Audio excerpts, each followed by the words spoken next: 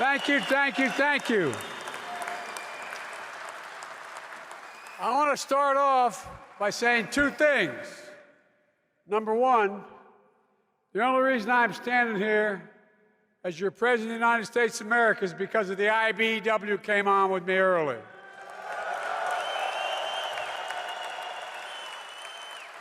And secondly, is Delaware in the house? Anybody from Delaware? Holler loudly, man, because I want to see you after this is over. Folks, please sit down. Please sit down. Well, Lonnie, I want to thank you. You're a dear friend and one of the great leaders of labor in our time. I mean that. You've been there every time. I also want to thank the IBEW leaders, Kenneth Cooper, Chris Erickson, Paul Noble, and as I said early on, the IBEW was with me when I was a kid running for the Senate in Delaware, and some of them are back there somewhere. And I'm also proud of our Secretary of Labor, a card-carrying union member, Marty Walsh, fighting for union and worker power every day. But Lonnie, I only have one problem. Sometimes I can't understand him. He talks about cars and car bonds and all that kind of thing. I wonder what he's talking about sometimes. But he's the best, man. If you got to be in a foxhole, you want him with you. And folks, there's an expression where I come from. You go home with them that brung you to the dance. You all brought me to the dance, and I mean it. I said early on that I was going to be the most pro-labor union president we've ever had for a simple reason. You allow workers to maintain their dignity. You allow them to hold their heads up high. I mean it. It's a lot more than just what you do in terms of their paychecks and their benefits, but it's about their dignity. My dad used to have an expression. He said, Joey, a job's about a lot more than a paycheck. It's about your dignity. It's about your place in the community. It's about, and I swear to God, this is what he'd say. It's about being able to look your kid in the eye and say, honey, everything's going to be okay. Well, the union movement of the United States of America is the primary reason why that happened. The primary reason why that happened. And folks, look, there's so much.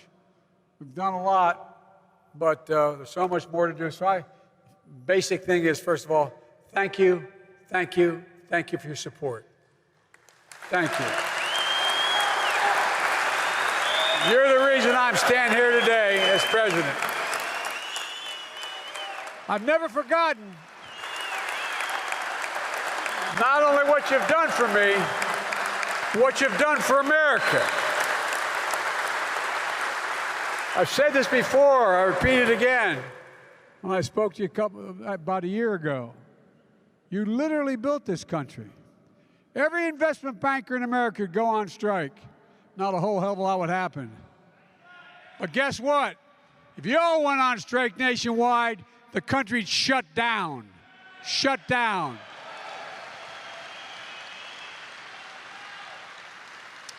You've heard it 1,000 times when I was running for office. 1,000 times. The middle class built this country. Your plan was to build this economy around you, from the middle up and the bottom down, the bottom up. I'm so sick and tired of trickle-down economics. It only trickles to a few people. When the middle class does well, the poor have a way up, and the wealthy do just fine. As I said, Wall Street didn't build this country. The middle class did, and unions built the middle class. Not labor, unions built the middle class. That's a fact. That's a fact. And with your help, we're seeing the strongest job creation in modern times. We inherited an economy on the brink of a Great Depression. Millions of people losing their jobs, losing their homes, but even more importantly, losing hope. But look at the economy today. 8.3 million jobs in my first 15 months in office, a record. The unemployment rate now stands at 3.6%, the fastest decline in unemployment, the start of any president's term on record. Jobs and companies are coming home again. We're making Buy America a reality, not just a slogan.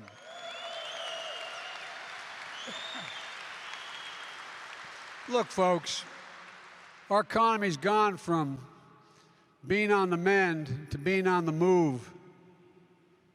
You know, it started with my American Rescue Plan. Because of it, we had the best year of state and local job growth in 20 years. We gave governors, great governors like the one in this state, we gave them a whole lot of money. We added back 460,000 jobs. Critical state and local workers, educators, firefighters, police officers. This includes a record 279,000 education jobs in 2021 because they didn't have the tax base to be able to hire them. The American Rescue Plan provided eviction relief, funding for states and cities to allocate to landlords and renters, help them keep a roof over their heads, 5 million households. Remember those long lines you'd see on a television? People lining up in all kinds of vehicles just to get a box of food in their trunk. How quickly we forget. People were hurting. And what did the MAGA crowd want to do? Forget it. Forget it. God, this is the United States of America. The idea that people would have to wait in line an hour, hour and a half to get a box of food in their trunk. It's just unbelievable. You know, the American Rescue Plan helped 41 million people put food on the table. 41 million. The money in the pockets of hardworking Americans who, through no fault of their own, were in trouble. Giving families what my dad called just a little bit of breathing room. And now, not only is infrastructure week finally arrived after 4 years of the other guy, we can look forward to the infrastructure decade for 10 years.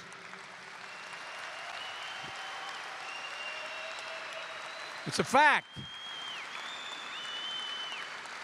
I know you're all over the country. And the projects are coming to you. It's not just for years, for the next decade, 10 years. Here in Illinois alone, there are over 6,000 miles of highway, 2,300 bridges in poor condition. This year alone, Illinois will receive $1.9 billion in highway funding for roads and bridges, $297 million dedicated to funding for bridges that are in disrepair.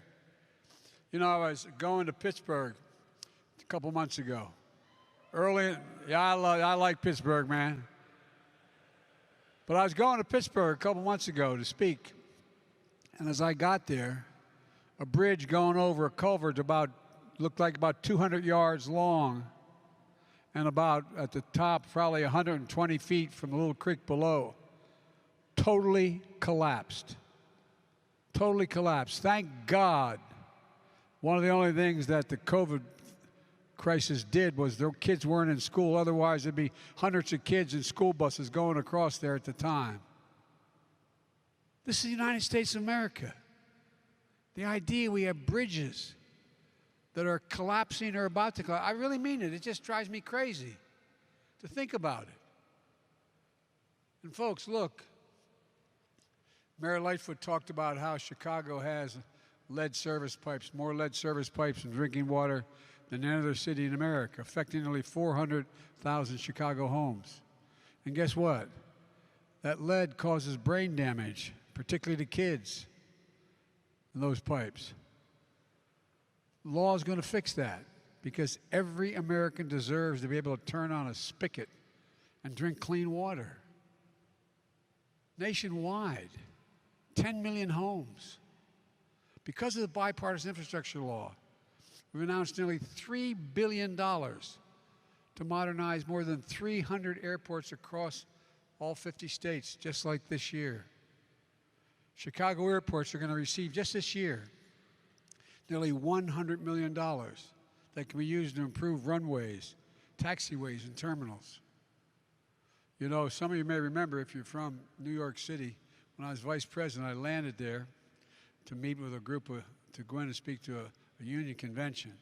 Came back out to LaGuardia, and when I was in there, I said, and I walked into the terminal, and there was a sign, one of the escalators wasn't working. It's God's truth. I looked up, the escalator said, "Will be fixed in 1 month." One of the finest cities in all of America, and you have a sign saying it's going to take a month to fix an escalator. So I made a comment about that at the union I spoke to and the group I spoke with. And it made instant news. Biden was criticizing. Here's what I said. I said, if I took you to an airport, blindfolded you, put you in an airport in Beijing and one in New York, and I said to you, where are you, Beijing or New York? You would have thought the Beijing airport was the American airport with no one in it. Not a joke. And guess what? As I went back to get an Air Force Two, I'm standing there and I get out of the vehicle and I'm on the runway, and there's 9 guys and 2 women with their yellow, bibs on, everything, worked at the airport. I thought, oh God, I'm not going to get up on the train, up on the plane. You know what they said? Thank you. Thank you, thank you, thank you. And guess what? They ended up investing almost $1 billion in the airport. And it works. This is the United States of America. We used to have the finest infrastructure in the world. We were rated #1 in the world. We're now rated number 14. The United States of America. Why? I would argue because of the greed of the folks at the top, not wanting to get things done. But folks, look, we've announced $5 billion, including $615 billion this year alone, so the IBEW can get to work building a national network of 500,000 charging stations all across America. And guess what? This guy here is part of the reason. Not a joke. He won't remember this, but I met with all the heads of the CEOs of the major car companies. And you may remember General Motors back then, when I first got elected, was suing California because they said they had a higher standard for emissions than other states, and they couldn't have a local standard higher than the federal standard. And so I talked to Mary Barry, and about 2 weeks later she called me and said, we're dropping our suit. We're dropping our suit. And I listened, and she said, electric by 2035. Guess what? 500,000 charging stations are going to have to be built as we build these things.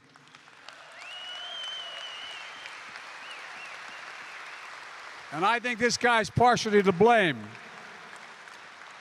Look, more than $20 billion so IBEW workers can modernize our electric grid, building larger and more resilient transmission lines that can withstand storms and get new and clean energy to our homes. Think about it, folks. Who the hell but you crazy guys climb up poles in the middle of a storm to try to replace a generator? No, I'm serious. I'm genuinely serious. People don't get, we have to let people know more what you actually do. We're investing $65 billion so that highly skilled and certified IBEW members can deliver affordable high-speed internet everywhere, rural, urban, suburban.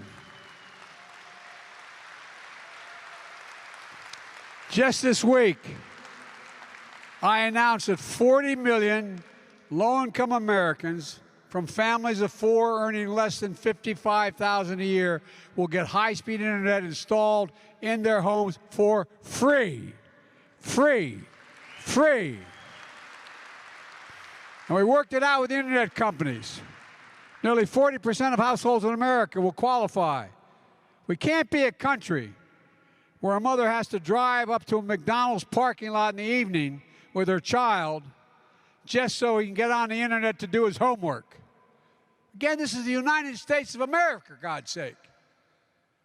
And what this means to all of you is good-paying union jobs. Jobs you can raise a family on. Jobs that can't be outsourced. This law is about more than rebuilding infrastructure. It's also about rebuilding the middle class. As I said, unions built the middle class. And that's why we made sure the infrastructure law included significant labor protections. For example, the overwhelming majority of the funds included in the law are subject to Davis-Bacon requirements. So folks rebuilding our country can earn a prevailing wage. Look, it's why we're strongly encouraging grantees who get infrastructure funding to use project labor agreements to ensure that workers building the major projects are well-trained, highly skilled, and have a voice on the work site. That's why I continue to call on Congress to fully and finally pass the PRO Act, which makes it easier for workers to organize a union.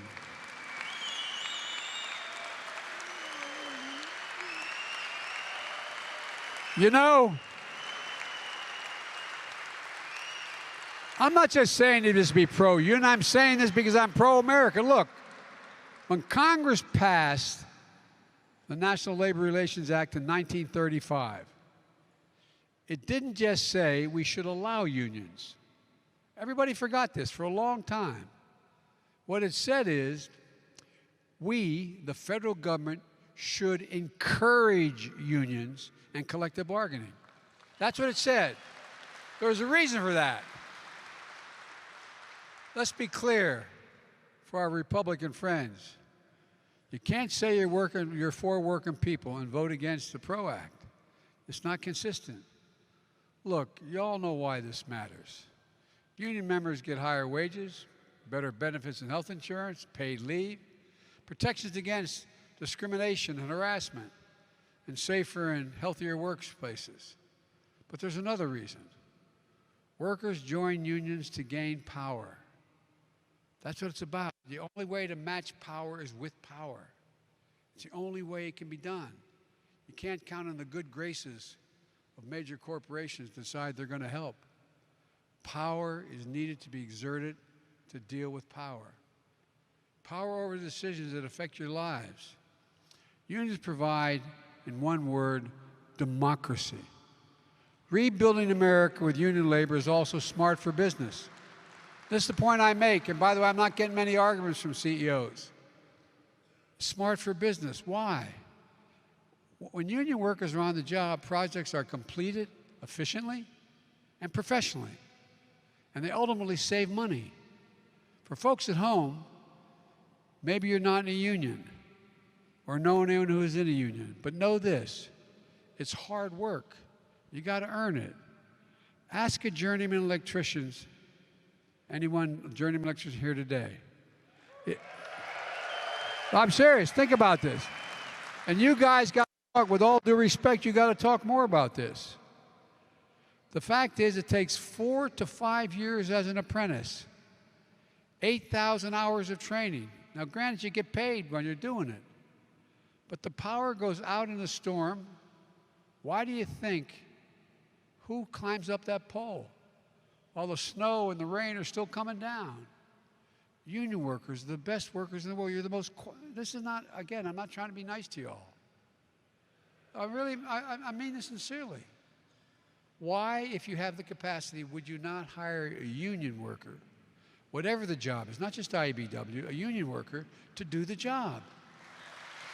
Seriously. We all talk about you go to college for 4 years. Well, guess what? when you got to be an apprentice and it takes up to 5 years to get your apprentice to go through the program, you're getting a hell of an education. You're working like hell. That's why you're the most qualified people in the world. Not just here, in the world. And we're beginning to see the effects of unions and the impact on everything from what you see going on in Ukraine right now. Our stuff isn't falling apart. Theirs is. Theirs is. No, I'm serious. So, folks, the quality of work is good for the American taxpayer. We're not costing the American taxpayers money. We're saving them money. No, you guys don't say this enough, and quite frankly, if you don't mind my saying so, all in the family here, you don't say it enough. It's good for families in every neighborhood where infrastructure projects are underway. Look, but here's the deal. Building an economy from the bottom up and the middle out doesn't happen by itself. For example, I know folks are concerned about inflation. I come from a family, and I mean this sincerely like most of you, where the price of gasoline went up significantly, the price of food went up. That's what we talked about at the dinner table and the kitchen table. It meant a lot. We felt it. We felt it. I understand. That's why I've got a plan to lower the cost for everyday things that make most people who work to have, who need. And that would have fundamentally changed the standard of living if we just made things more affordable. There's more than one way to deal with the impact on a family than what we're doing, and we're going to beat inflation. But beyond that, it's all about the quality of life. You know, I remember my dad used to say, if he had an opportunity, my dad, I guess, made back in the late 60s, he probably made the equivalent of $20,000 a year. It wasn't a bad salary, but it wasn't great. He had 4 kids. And if someone came along and said to my dad, I can guarantee that your salary is going to go up $500 a year every year for the next 10 years, or we can make sure your kid can go to college with a lot cheaper than it costs now. I can make sure your cost of electricity and energy in your home is down, not up. I can make sure that you're going to be in a position where you're going to have the roads in front of the house are going to be paved. What do you ask for? My dad would say, all the rest relates to my standard of living. That's what middle-class folks are concerned about. And not being embarrassed in front of their kids when they can't do something that they know they should be able to do for them. I really mean it. Again, it gets back to a word that's probably overused in my house. As my grandfather would say, maybe it's the Irish of it, but the word dignity. Just simple dignity. And so there's so many things we can do that don't do anything other than make the country better and don't cost the taxpayers more money if we just decide to be fair and everybody begin to pay their fair share. Look, folks, you know, example of my plan would be to let Medicare negotiate the price of prescription drugs like the Department of Veterans Affairs does. We say to the companies that are the drug companies, we're only going to pay X number of dollars for the following thing. If you don't want to do that, we're not going to buy any of your drugs. Well, since you got thousands of people and when you're talking millions of people, they say, okay. But here's the deal, going back to this idea, just making sure we have basic dignity. You know, putting a cap on the price of insulin. Many of you have children, or maybe some of you have type 2 diabetes. People with type 2 diabetes need their insulin shots. Need them. It's not like an option. Not like an option. Well, guess what? It costs the drug companies $10. Hear me? $10 to make that insulin. And counting in all the research and development they did to get to that point. Yet, you know what the average cost of insulin for a month for a type 2 diabetic is? And there's 200,000 kids out there who have type 2 diabetes. The average cost is $640 a month. Now, what the hell do you do as a mom or a dad, if you don't have private insurance and you don't have coverage, not only do you look at your child, I mean this sincerely from the bottom of my heart, you look at your child and not only do you worry about where they're going to live, because you got to divide up what little you have and maybe stretch it out. What do you think it does to you as a parent looking at your child? Talk about being deprived of your personal dignity. What the hell are we doing? Why? Think of the difference it would make for millions of Americans struggling every single month to afford insulin for their child. Take child care. In a city like this or in major cities in America, it costs about $14,000 a year per child who's not school age. I remember, I was 29 years old. You guys helped get me elected to the United States Senate. I wasn't old enough to be sworn in. I was down in Washington interviewing staff before I was sworn in. I got a phone call from the first responders in my state. Said, you got to come home, there's been an accident. I said, what happened? I said, well, a tractor trailer broadsided your wife's car with your 3 kids while they're Christmas shopping. And the poor young woman they put on the phone to tell me said, and your wife's dead, your daughter's dead, and your boys are really hurt. So I went home, obviously. And I didn't want to stay in the Senate. Wanted no part of it. But because of some really fine men, 1 Republican, 5 Democrats, they convinced me that, well, Joe, just come and stay 6 months. Help us organize. See how smart I was? We had elected 58 Democrats and a Democratic governor in my state that would have appointed a Democrat. So I said, okay, I thought I had to go because to help.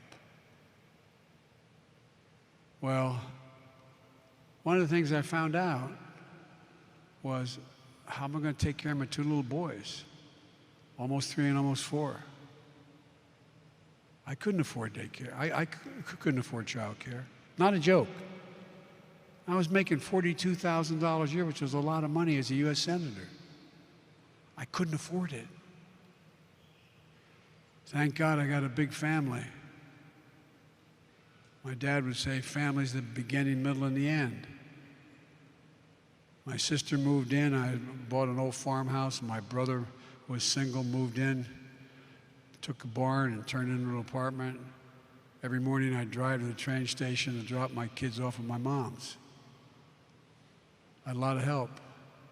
But it made me realize, how about that single woman with a high school education or less, with 2 little kids, or that dad?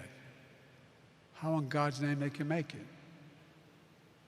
And yet, how can they go to work?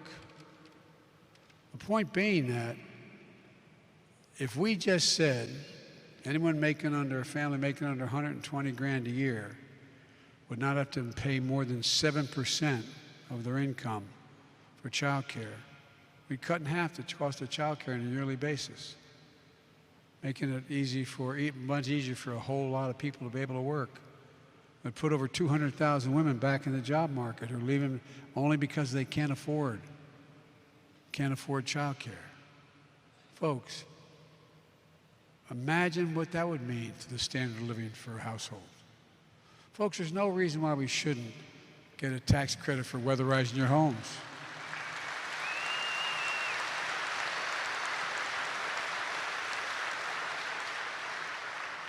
Make it more efficient to buy electric vehicles. My plan does that. I met with nearly a dozen CEOs of America's largest utility companies. Literally a dozen of them came to see me. They confirmed that if we pass the investments allowing families to, if they weatherize their homes, to write it off a tax credit, it will immediately lower the bills of these families to an average of $500 a year. We can do these things without making a lot of sacrifice. We just asked the large corporations, the wealthiest Americans, just to begin to pay part of their fair share of taxes. No one making less, no one making under $400,000 a year, I promise you, will pay an additional penny in federal taxes. I said that in the beginning, and I've kept that commitment. Meanwhile, right now, the average billionaire, there's about 790 of them or so in America. You know what their average tax rate is? 8%, E-I-G-H-T, 8%. Now, in federal taxes, well, most of you are likely paying 2 to 3 times that much. No billionaire should be paying a lower tax rate than a teacher, a firefighter, an electrician, a cop. No, I mean it.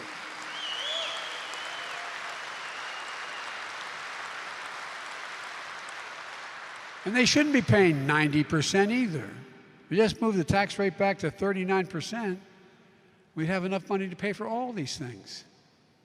For them. For people making tens of millions of dollars. This is about fairness. It's about dignity. It's about fiscal responsibility. My Republican colleagues say these programs to help the working class and middle class people, they say that's why we have inflation. They're dead wrong. Under my predecessor, the great MAGA king, the deficit increased every single year he was president. The first year of my presidency, the first year, I reduced the deficit, literally reduced the deficit by $350 billion. First year.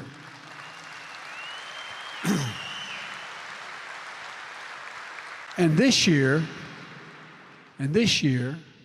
we're on track to cut the federal deficit by $1.5 trillion, the biggest decline in debt ever in American history. It matters to families because reducing the deficit is one of the main ways that we can ease inflationary pressures. But pay close attention. I believe in bipartisanship. Right now, the majority of our Republican friends just see things differently. They don't want to solve inflation by lowering the cost. They want to solve it by raising taxes and lowering your income. Now, you think I'm making this up. If I didn't see the actual document, I'd think I was making it up. I happen to think it's good, a good thing when American families have more money in their pockets. American workers deserve a raise. All this concern, wages went up 5%. Oh my God. I thought that we're supposed to see happen. The Republicans in Congress have proposed a plan that will make working families, American families, poorer. Now, I'm not usually just discreet about my Republican friends. I've got along with a lot of them, used to anyway. But Senator Rick Scott, a Republican from Florida, laid out a plan in writing. I call it the Ultra MAGA plan, Make America Great Again plan. It's in writing. And here's what it does. It raises taxes on 75 million American families, over 95% of whom earn less than $100,000 a year in a combined income. It would raise taxes by nearly $1,500 per family. It's all in writing. Go online. They got it backwards.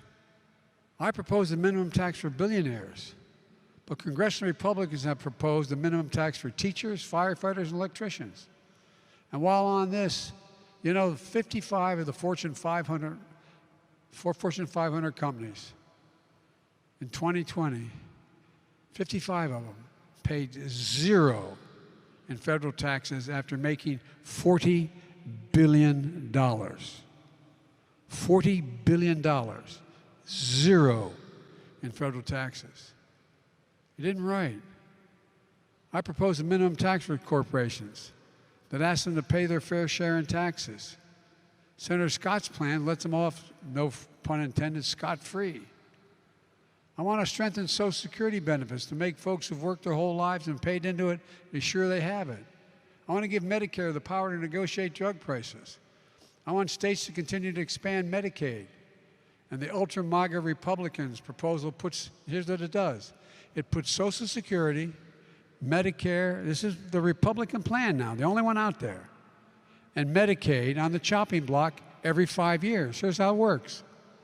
Their plan explicitly states that every 5 years it will require a vote on whether or not to continue each of these programs. Republicans in Congress want to put Medicare's very existence up for a vote every 5 years. Same with Social Security and Medicaid. Now really, ask yourself, how well are you going to sleep at night knowing that every 5 years, everything you paid into may not be there? This is serious. The MAGA Republicans are going to vote on whether you'll have Social Security, Medicare, or Medicaid, and what amount you get. Every 5 years, it's reconsidered. Now, I have to admit, it's unlikely they'll vote Social Security totally out of existence. But what do you think they're likely to do if this were to pass? I've spent in Congress a long time. I was pretty good at what I did in Congress. I guarantee what they do every 5 years, they'll hold hostages to get their way. They'll say, if in fact you don't vote for this particular thing, we're going to cut Social Security, we're going to cut Medicaid, we're going to cut whatever. The idea you'd have to renegotiate Social Security every 5 years? I mean, this is in writing. Look it up. You know, they're going to say, if you don't stop investing in clean energy because we don't like it, we don't think there's global warming, we're going to cut the following. Folks, it's not who we are. So we've got to keep fighting for an economy that's about fairness, dignity, and opportunity.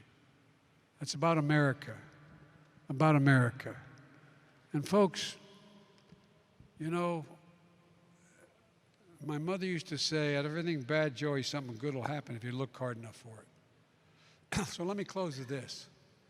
Last month, I visited the main airport in Portland, Oregon, which is undergoing major renovations being funded by the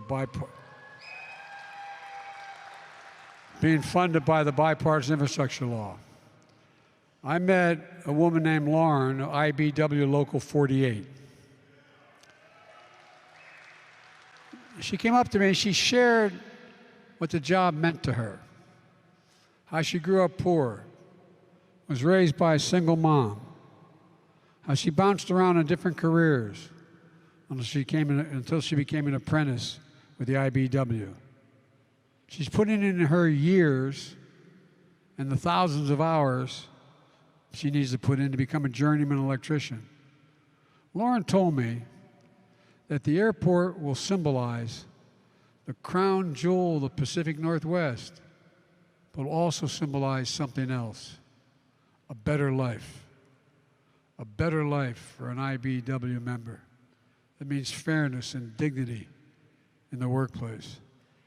And it'll be a symbol for a better America because the IBEW is just getting started. Folks, I promised you that I'd be the most pro-union president in American history because I know this.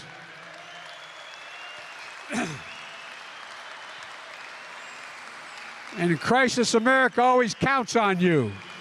So you can count on me to keep fighting for you. Keep going. Keep building. Keep the faith. God bless you all, and may God protect our troops. Thank you, thank you, thank you, thank you.